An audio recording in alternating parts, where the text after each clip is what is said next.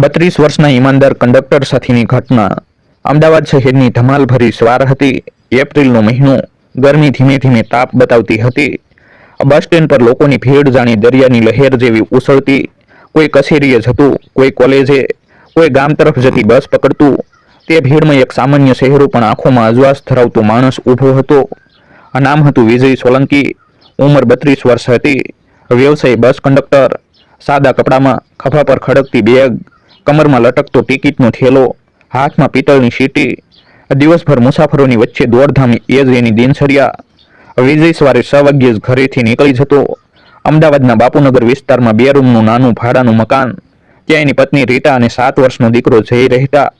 માતા પિતા ગામમાં જ રહેતા, પણ વિજયને શહેરમાં રોજગાર મળ્યો એટલે એ અહીં જ વસ્યો। રીટાનો સ્વભાવ શાંત પણ ચિંતા ભરેલો।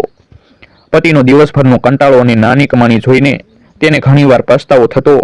આવી નોકરીમાં જીવન ક્યાં સુધી પસાર કરાશે? પણ વિજય હંમેશા હસતો કહેતો, રીટા, બસના પૈડા જેમ ધૂમે છે ને, તેમજ આપણી કિસ્મત પણ ધૂમશે એક દિવસ। આજે વિજયની ડ્યુટી અમદાવાદથી નડિયાદ રૂટ પર હતી। સવારના 7 વાગ્યે બસ સ્ટેન્ડ પરથી બસ સ્ટાર્ટ થવાની હતી।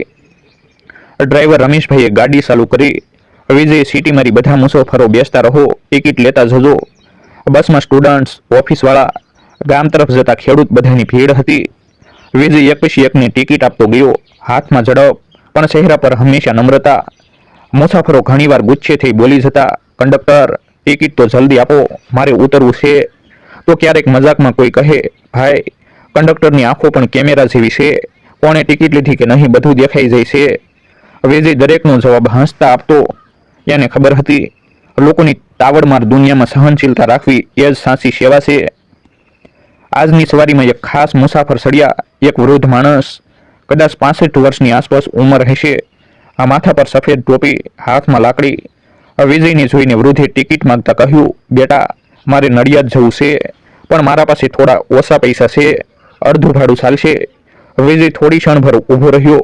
નિયમ મુજબ તો સંપૂર્ણ ભાડું લેવું જ પડે, પણ વૃદ્ધની આંખોમાં પડેલા આંસુઓ જોઈને એને દયા આવી। મનમાં વિચાર્યું, નિયમો એક તરફ, પણ માનવતા પણ કોઈ વસ્તુ છે। એણે ચૂપચાપ પોતાના ખિસ્સામાંથી 2 રૂપિયા ઉમેર્યા અને વૃદ્ધને ટિકિટ આપી। વૃદ્ધે આશીર્વાદ આપતા કહ્યું, દિલદાર માણસો હજુ છે દુનિયામાં, તારો દીકરો મોટી ઊંચાઈએ પહોંચશે એ મારી શુભેચ્છા। વિજયની અંદરથી એક અજાણી શાંતિ અનુભવી। એને લાગ્યું, કામ તો રોજ કરું છું, પણ ક્યારેક કોઈની મદદ કરી શકું એ સાચો આનંદ છે। સાંજે ઘેરે પાછો ફર્યો ત્યારે રીટા દરવાજા પર ઊભી હતી। વિજય, આજે જ મકાન માલિક આવી ગયા હતા, ભાડું વધારવાની વાત કરી કહ્યું કે આગામી મહિને નવું રેટ લાગુ પડશે। વિજયે ઊંડો શ્વાસ લીધો। કમાણી તેટલી જ હતી, ખર્ચ વધતો જતો। હું વાત કરીશ, તું ચિંતા ન કર, ક્યારેક કંઈક સારો રસ્તો નીકળશે। દીકરો જય પિતાના ગળે પડીને બોલ્યો, પપ્પા, મને આવતીકાલે સ્કૂલ પિકનિક માટે પૈસા જોવે છે। વિજયે દીકરાની આંખોમાં જોયું। એ નિર્દોષ ચહેરો જોઈને મનમાં નક્કી કર્યું, કંઈ પણ થાય, હું મારા દીકરાના સપનાઓ અધૂરા નહીં રાખું। સવારે નડિયાદ જતી બસ ફરીથી ભીડથી છલકાઈ ગઈ। વિજય હંમેશની જેમ સીટીઓ મારી મુસાફરોને ચઢાવતો ઉતારતો, ટિકિટ આપતો હતો। આજે બસમાં કોલેજના 5-6 વિદ્યાર્થીઓ ચડ્યા। હંમેશની જેમ જોર જોરથી વાતો, હસવું મજાક કરવી। વિજયે ટિકિટ માંગી તો એક છોકરો અહંકારી અંદાજમાં બોલ્યો, કંડક્ટર ભાઈ, અમારે દરેક વખતે સ્ટુડન્ટ પાસ બતાવવું પડે છે, કંઈક તો છૂટ આપો ને। વિજય શાંતિથી બોલ્યો, ભાઈ, મારી ફરજ છે, નિયમ મુજબ પાસ બતાવવો જ પડે, નહીં તો ટિકિટ લેવી પડશે। એ વાત છોકરાઓને ખટકી। એકે કહ્યું, આ તો રોજની નવી લફડાબાજી કરે છે, આ કંડક્ટર બહુ હક જતો છે। બસમાં વાતાવરણ થોડું ગરમાયું, મુસાફરો પણ કાનમાં કાન કરતા હતા। વિજય સમજદારીથી વાત સમેટી, જુઓ, હું તમારો દુશ્મન નથી, મારું કામ છે નિયમ પ્રમાણે ટિકિટ આપવી, તમારી સગવડ માટે જ પાસ બનાવાયા છે, તમે નિયમ પાળો, મને સુખ મળશે। વિદ્યાર્થીઓ કંઈ બોલ્યા વગર બેઠા રહી ગયા, પણ તેમના ચહેરા પર ગુસ્સો સ્પષ્ટ હતો। બસ હાઈવે પર પહોંચી હતી ત્યારે એ જ વિદ્યાર્થી જૂથમાંથી એકે ચોરી છોપીથી મુસાફરોને ધક્કા મારવા લાગ્યો। કોઈ સ્ત્રી મુસાફરે ગુસ્સે થઈને કહ્યું, શું કરે છે, તમે બેસીને જાઓ। પરિસ્થિતિ ઝઘડામાં બદલાઈ ગઈ। મુસાફરો વચ્ચે ધક્કામુક્કી શરૂ થઈ। ડ્રાઈવરે બસ સાઈડમાં ઊભી રાખી। વિજય તરત વચ્ચે પડ્યો, બધા શાંત થાઓ, બસમાં ઝઘડો કરશું તો મુસાફરોને તકલીફ પડશે, કોણે શરૂઆત કરી તે બાદમાં વિચારીશું, પણ હમણાં શાંતિ રાખો। પરંતુ એ વિદ્યાર્થી જૂથમાંથી એકે વિજયને જ ધક્કો મારી દીધો, તું કંડક્ટર છે, એટલે બધું અમારી પર જ ઢોળે છે. તો અમને ઓળખતો નથી. વિજય થોડો થથરી ગયો, પણ પોતાની ફરજમાંથી પીછેહઠ નહોતો કરતો. એણે કડક અવાજમાં કહ્યું, ભાઈ, મારી ફરજ છે બસમાં શાંતિ જાળવી રાખવી. જો તમારે ઝઘડવું હોય તો બસમાંથી ઉતરીને ઝઘડો. મુસાફરોને તકલીફ નહીં આપો. ઝઘડો વધતો જોઈને એક મુસાફરે 100 પર ફોન કર્યો. થોડા સમયમાં નજીકના ચેકપોસ્ટ પરથી પોલીસ આવી પહોંચી. પોલીસ આવ્યા પછી વિદ્યાર્થીઓએ બહાના બનાવ્યા. કંડક્ટર અમને જોરથી બોલ્યો એટલે ગુસ્સો આવ્યો. અમે કંઈ ખોટું નથી કર્યું. વિજયે બધું સાસું કહી દીધું. ઘણા મુસાફરોએ પણ વિજયની સાહસિકતા અને ઈમાનદારીની સાક્ષી આપી. પરિણામે પોલીસ વિદ્યાર્થીઓને ચેતવણી આપીને સ્ટેશનમાં લઈ ગઈ. મુસાફરો વિજયની પ્રશંસા કરવા લાગ્યા. આજકાલ ઘણા કંડક્ટરો ચૂપ રહી જાય, પણ તમે હિંમતથી ઊભા રહ્યા. ખરેખર અભિનંદન. વિજયે માથું નમાવીને કહ્યું, હું તો મારી ફરજ પૂરી કરું. મુસાફરોની સુરક્ષા જ મારી પહેલી જવાબદારી છે. સાંજે વિજય થાકેલો ઘરે આવ્યો. રીતા દરવાજા પર ઊભી હતી. એણે પતિનો ચહેરો જોયો અને તરત પૂછ્યું, શું થયું? બહુ થાકેલા લાગો છો. વિજય આખી ઘટના કહી. રીતા થોડી ચિંતિત થઈ. અરે, આવું જોખમ લીધું. જો એ છોકરાઓએ તમને મારી નાખ્યા હોત તો? વિજય સ્મિત કરીને બોલ્યો, રીતા, બસમાં મુસાફરોની જવાબદારી મારી છે. હું ચૂપ રહી શકતો નહોતો. હા, જોખમ તો હતું, પણ ઈમાનદારીનો માર્ગ ક્યારેય સરળ નથી હોતો. રીતાએ પતિના હાથ પકડીને કહ્યું, મને તમારા પર ગર્વ છે. ભલે કમાણી ઓછી હોય, પણ તમે છચ્છાઈથી જીવતા માણસ છો. એ સૌથી મોટું ધન છે. ઘટનાના બીજા જ દિવસે ડેપોની ઓફિસમાંથી વિજયને બોલાવવાની નોટિસ આવી. રીતા ચિંતિત થઈ. વિજય, આ તો સારી વાત નથી. ક્યાંક તેને સસ્પેન્ડ તો નહીં કરીને? વિજય હસતો બોલ્યો, ડર ના રાખ રીતા, મેં ખોટું કંઈ કર્યું નથી. આ મુસાફરોની સામે પણ મારી ઈમાનદારી સાબિત છે. સચ્ચાઈમાં વિશ્વાસ રાખ. વિજય સવારે ડેપો મેનેજરની કચેરીએ પહોંચ્યો. અંદર મેનેજર સાહેબ, 2 ક્લાર્ક અને એક સિનિયર ઇન્સ્પેક્ટર બેઠા હતા. મેનેજરે કડક અવાજમાં કહ્યું, વિજયભાઈ, તમારા બસ રૂટમાં કાલે મોટો ઝઘડો થયો હતો.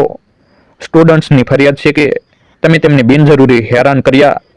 વિજયે શાંતિપૂર્વક સમગ્ર ઘટના સમજાવી. સાહેબ, મેં માત્ર નિયમ પ્રમાણે ટિકિટ અને પાસ માંગ્યા. મુસાફરો વચ્ચે ઝઘડો થયો ત્યારે શાંતિ રાખવા પ્રયત્ન કર્યો. જો મેં મૌન રાખ્યું હોત તો મુસાફરોને જાનનું જોખમ થઈ શકતું. સાથે રહેલા એક મુસાફરે પણ લેખિત સાક્ષી આપી હતી કે વિજયે કોઈ ખોટું વર્તન કર્યું નહોતું. એના આધારે મેનેજર થોડા શાંત થયા. જુઓ વિજય, તમે ઈમાનદાર છો એ અમને ખબર છે, પણ આજકાલ નાના મોટા ઝઘડા પણ પત્રકારો સુધી પહોંચી જાય છે. બસ સેવાનું નામ ખરાબ થાય છે, એટલે સાવચેતી રાખજે. વિજયે માથું નમાવીને કહ્યું, હું વચન આપું છું સાહેબ, મુસાફરોની સલામતી હંમેશા પ્રથમ રહેશે. સાંજે ઘરે આવી વિજયે ઘટના રીતાને કહી. રીતાએ રાહતનો શ્વાસ લીધો. ભગવાનનો આભાર કે તને કશું નુકસાન નહોતું થયું. પણ વિજય, આપણું જીવન કેટલું અશાંત છે ને. દરરોજ તું ઘરેથી નીકળે ત્યારે મનમાં ભય રહે છે. વિજયે પત્નીને સમજાવ્યું, રીતા, કામમાં તકલીફો તો આવશે જ, પણ એનો અર્થ એ નથી કે આપણે હિંમત હારી જઈએ. હજી આપણો જય નાનો છે. એને સારું ભવિષ્ય આપવા માટે જ આ બધું સહન કરવું પડે છે. અજય પિતાની બાજુમાં બેસીને બોલ્યો, પપ્પા, હું મોટો થઈને તમારી જેમ ઈમાનદાર માણસ બનવા માંગુ છું. વિજયે દીકરાના માથા પર હાથ ફેરવ્યો. એને લાગ્યું કે એની તમામ મહેનતનું સાસુ ફળ એનો દીકરો જ છે. કેટલાક દિવસો શાંતિથી પસાર થયા, પરંતુ એ વિદ્યાર્થીઓના માતા પિતા પ્રભાવશાળી હતા. એક એમએલએ સુધી વાત પહોંચી ગઈ. આ રાજકીય દબાણ શરૂ થયું. આ કંડક્ટરે અમારા છોકરાઓને હેરાન કર્યા છે, તેની સામે પગલાં ભરો. ડેપો મેનેજર દબાણ હેઠળ આવ્યા. વિજયને ફરી બોલાવ્યો. વિજય, હું તને ખોટું નથી કહેતો, તું સાસો છે, પણ ઉપરથી આદેશ આવે તો અમારે કંઈક કાર્યવાહી કરવી જ પડશે. આ સાંભળી વિજયનું હૃદય ધ્રુજી ઉઠ્યું. સચ્ચાઈ સાથ હોવા છતાં માત્ર રાજકીય દબાણને કારણે એની નોકરી ખતરામાં હતી. એ રાત્રે વિજય ઘરે ખૂબ વિચલિત હતો. રીતા પાસે બેઠો અને ધીમા અવાજમાં બોલ્યો, રીતા, જો નોકરી છૂટી જશે તો આપણે શું કરીશું? ભાડું, સ્કૂલની ફી, દૈનિક ખર્ચ બધું જ મુશ્કેલીમાં આવી જશે. રીતાએ પતિનો હાથ પકડીને કહ્યું, વિજય, તું ચિંતા ના કર. તારા હાથ ખાલી નથી. તારી મહેનત અને ઈમાનદારી પર ભગવાન પણ દયા કરશે. કોઈ રસ્તો તો નીકળશે જ. વિજયે પત્નીની આંખોમાં વિશ્વાસ જોયો અને થોડું હળવું લાગ્યું, પણ મનના ખૂણે ભય યથાવત રહ્યો. જો કાલે ખરેખર સસ્પેન્ડ થઈ ગયું તો? ડેપોની ઓફિસમાં વાતાવરણ તંગ હતું. એમએલએના ફોન એક પછી એક આવતા. ડેપો મેનેજર નિરાશ ભરી આંખેથી વિજયને બોલાવ્યો. વિજયભાઈ, ઉપરથી હુકમ છે કે તને અસ્થાયી સસ્પેન્શન કરવું પડશે. મેં ઘણી સમજાવટ કરી પણ કશું કામ આવ્યું નહીં. વિજયને જાણે પગ તળેથી જમીન ખસી ગઈ હોય એવું લાગ્યું. સાહેબ, મેં તો ફરજ જ બજાવી હતી. મુસાફરો સાક્ષી છે. આ તો ન્યાય નથી. મેનેજર નિરાશ થઈ બોલ્યા, હું જાણું છું તું સાસુ છે, પણ રાજકારણ સામે અમારી એક ન ચાલે. તે દિવસે વિજયને સસ્પેન્શન લેટર મળ્યું. રીતાએ પત્ર હાથમાં લીધો તો આંખમાંથી આંસુ વહેવા લાગ્યા. વિજય, આ તો ખૂબ જ મોટો આઘાત છે. ઘરના ખર્ચા કેમ ચાલશે હવે? દીકરો જઈ ભયભીત નજરે પપ્પાને જોઈ રહ્યો હતો. પપ્પા, તમે હવે બસમાં જશો નહીં? વિજય દીકરાને સાથી સાથે સીંપી બોલ્યો, બેટા, હાલ માટે બસમાં નહીં જાઓ, પણ તને વચન આપું છું, તારા સપના ક્યારેય અધૂરા નહીં રહે. વિજયનો જૂનો મિત્ર દીપક, જે એક અખબારમાં રિપોર્ટર હતો, એ સમાચાર સાંભળીને તેની પાસે દોડી આવ્યો. અરે, આ તો સ્પષ્ટ અયોગ્ય છે. હું આ મુદ્દો પત્રકારત્વમાં ઉઠાવીશ. લોકો સુધી સત્ય પહોંચાડવું જ પડશે. દીપકે બીજા જ દિવસે અખબારમાં મોટો લેખ છાપ્યો. ઈમાનદાર કંડક્ટર ઉપર અયોગ્ય સજા, મુસાફરો નારાજ. આ લેખે જોરદાર ચર્ચા જગાવી. મુસાફરો, જેઓ એ દિવસે બસમાં હાજર હતા, પોતાના અનુભવ સોશિયલ મીડિયા પર શેર કરવા લાગ્યા. ધીમે ધીમે જનમત વિજયના પક્ષમાં ઊભું થવા લાગ્યું. પરંતુ અંદરથી વિજય હજી તૂટતો હતો. રાત્રે રીતા પાસે બેઠો ત્યારે બોલ્યો, રીતા, ચચ્છાઈના રસ્તા પર ચાલીને પણ આવો અન્યાય સહન કરવો પડે છે. એ વિચારીને મન દુઃખી થઈ જાય છે. ઘણીવાર મન થાય છે કે નોકરી છોડી દઉં. રીતાએ આંખમાં આંસુ લઈને કહ્યું, તમે હિંમત ન હારતા વિજય. જો તમે છચ્છાઈ છોડી દો તો આપણી આખી લડાઈ વ્યર્થ બની જશે. તારા માટે મુસાફરો ઊભા છે, તારો મિત્ર દીપક ઊભો છે, તો હું પણ તારી બાજુમાં ઊભી છું. વિજયની આંખોમાં ફરીથી આશાનું અજવાળું ઝળહળી ઉઠ્યું. થોડા જ દિવસોમાં અખબારો, સોશિયલ મીડિયા અને જનમતના દબાણથી ડેપો મેનેજરને પરિસ્થિતિ બદલવાની ફરજ પડી. ઉપરવાળા અધિકારીઓએ પણ કહ્યું, જો વિજય ખરેખર ઈમાનદાર છે અને મુસાફરો એના પક્ષમાં છે તો એને ફરી ફરજ પર મૂકવો જોઈએ. હવે પ્રશ્ન હતો, શું એમેલા પોતાનું દબાણ પાછું ખેંચશે? દીપકનો લેખ શહેરના ખૂણે ખૂણે ચર્ચાનો વિષય બન્યો. બસમાં મુસાફરી કરનાર ઘણા લોકોએ ઘટનાની સાક્ષી આપતા સોશિયલ મીડિયા પર વિડીયો શેર કરી રહ્યા અને પોસ્ટ મૂકી રહ્યા હતા. એક મુસાફર સ્ત્રીનો વિડીયો ખાસ વાયરલ થયો. એ દિવસે કંડક્ટર વિજયભાઈએ અમને બસાવ્યા. જો એ આગળ ન પડ્યા હોત તો ઝઘડો વધારે મોટો બની જાત. આવા ઈમાનદાર માણસને સજા કેમ? આ વિડીયોએ લોકોના દિલને હસમસાવી દીધા. ધીમે ધીમે હેશટેગ શરૂ થયો, જસ્ટિસ ફોર વિજય. બીજી બાજુ એમેલા પોતાના ઘરમાં બેઠા નારાજ હતા. એક સામાન્ય કંડક્ટર માટે લોકો મને પ્રશ્ન કરે, આ તો મારી ઇજ્જતનો પ્રશ્ન છે. એને ફરી નોકરી પર મૂકવાની તો વાત જ નહીં આવે. પણ હકીકતમાં પરિસ્થિતિ એમના હાથમાંથી નીકળી રહી હતી. અખબારોમાં સતત હેડલાઇન આવતી, ઈમાનદાર કંડક્ટર વિરુદ્ધ રાજકીય બદલો. આ દરમિયાન વિજયના ઘરમાં આર્થિક તંગી વધતી ગઈ. ભાડું ભરવાનું બાકી, સ્કૂલની ફી માટે શિક્ષકનું દબાણ. એક સાંજે રીતા આંસુભરી આંખોથી બોલી, વિજય, ક્યારેક લાગે છે તું થોડીક લવચિકતા દેખાડતો તો કદાચ આ પરિસ્થિતિ ન આવતી. પણ પછી તરત મન કહે છે, નહીં, મારો પતિ સાચા માર્ગે છે. વિજયે પત્નીને આશ્વાસન આપ્યું, રીતા, મુશ્કેલીનો સમય છે, પણ આજ તો આપણા સંસ્કારની કસોટી છે. ધીરજ રાખ, સત્યનો વિજય થશે જ. કેટલાક મુસાફરો, જેમને વિજયની મદદ મળી હતી, એ લોકો એકઠા થઈને ડેપો આગળ ધરણા કરવા ઊભા રહ્યા. સ્લોગનો બોલવા લાગ્યા, ઈમાનદાર કંડક્ટરને ન્યાય આપો, રાજકીય દબાણ બંધ કરો. મીડિયાના કેમેરા ફારવા લાગ્યા. આ મોરચામાં સ્ત્રીઓ, વૃદ્ધો, સ્ટુડન્ટ્સ બધા હતા. વિજય આ દ્રશ્ય જોઈને ભાવુક થઈ ગયો. એની આંખોમાં આંસુ આવી ગયા. મેં તો ફક્ત મારી ફરજ કરી હતી, પણ લોકો મને આટલો પ્રેમ આપે છે. આ તો ભગવાનની કૃપા છે. આંદોલન એટલું મોટું બન્યું કે ટ્રાન્સપોર્ટ મંત્રાલય સુધી રિપોર્ટ પહોંચ્યો. મંત્રીએ ડેપો મેનેજરને બોલાવીને સ્પષ્ટ કહ્યું, જો વિજય ખરેખર નિર્દોષ છે તો એને તરત જ ડ્યુટી પર મૂકો, નહીંતર સરકારની છબી ખરાબ થશે. મેનેજરે એમએલએને ફોન કર્યો, સાહેબ, હવે દબાણ રાખી શકાતું નથી. આખું શહેર વિજયના પક્ષમાં છે. આપણું પણ નુકસાન થઈ શકે છે. એમએલએ ગુચ્છાથી કસવાઈ ગયા, પણ અંતે મૌન રહ્યા. 1.5 મહિના સુધી ચાલેલી કસોટી બાદ આખરે નિર્ણય આવ્યો.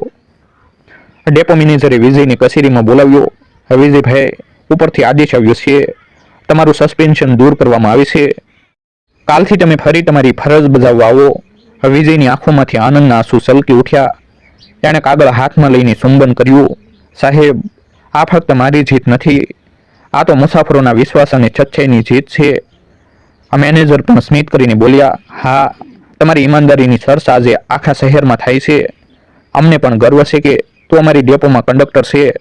સાંજે વિજય પત્ર લઈને ઘરે આવ્યો. દરવાજા પર ઉભેલી રીતા ઉત્સુક નજરે જોઈ રહી હતી. શું સમાચાર લાવ્યા? વિજયે પત્ર એના હાથમાં આપ્યો. રીતાએ વાંચતા જ ગળે મળી રડી પડી. ભગવાનનો આભાર, આપણા દુઃખના દિવસો પૂરા થયા. નાનો જય આનંદથી ઉછળી ઉઠ્યો. હવે પપ્પા ફરી બસમાં જશો ને? હું મારા બધા મિત્રોને કહીશ કે મારા પપ્પા હીરો છે. વિજય દીકરાને ગળે લગાવી બોલ્યો, ના બેટા, હીરો હું નથી. હીરો તો તારા જેવા નિર્દોષ બાળકો છે, જેમની માટે અમે મોટા લોકો છચ્છાઈનો માર્ગ પાળીએ છીએ.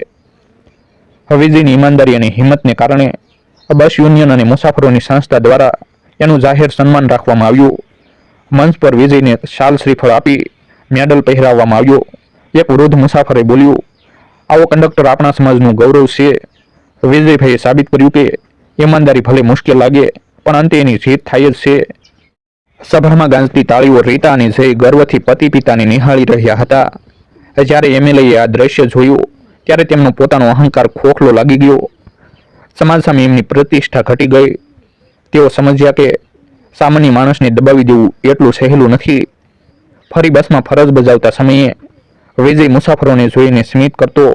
હવે મુસાફરો એને ફક્ત કંડક્ટર તરીકે નહોતા ઓળખતા, પણ એક સાચા માણસ તરીકે માન આપતા. એક મુસાફરે મજાકમાં કહ્યું, વિજયભાઈ, હવે તો તમને બસમાં નહીં પણ રાજ્યસભામાં બેસાડવું જોઈએ. વિજય હસીને બોલ્યો, મિત્રો, મને એટલું જ પૂરતું છે કે હું બસમાં તમારી સેવા કરું. મારી ઈમાનદારી બસના પૈડા સાથે ફરતી રહેશે. રીતા ઘણીવાર પતિને કહી બેસતી, તારી છચ્છાઈએ ફક્ત આપણું જ નહીં પરંતુ હજારો લોકોને પ્રેરણા આપી છે. હવે જય મોટો થઈને ગર્વથી કહી શકશે કે એનો પિતા કંડક્ટર નહોતો, એ તો ઈમાનદારીનો યોદ્ધા હતો. વિજય શાંતિથી હસતો અને કહેતો, જીવનમાં ધન દોલત તો આવી જશે, પણ માન અને વિશ્વાસ કમાવવા માટે આખું જીવન આપવું પડે છે. જો લોકો મને ઈમાનદાર માણસ કહીને યાદ રાખશે તો એ જ મારી સાચી સંપત્તિ છે. 32 વર્ષનો એક સામાન્ય કંડક્ટર પોતાના ધૈર્ય, છચ્છાઈ અને માનવતાથી માત્ર પરિવાર જ નહીં પરંતુ આખા સમાજ માટે ઉદાહરણ બની ગયો. તે સાબિત કરી ગયો કે છચ્છાઈનો માર્ગ કઠિન છે પણ અંતે જીત નિશ્ચિત છે. આવા જ નવા પ્રેરણાદાયક વિડીયો જોવા માટે અમારી YouTube ચેનલ સબસ્ક્રાઇબ કરો અને વિડીયોને લાઇક કરો.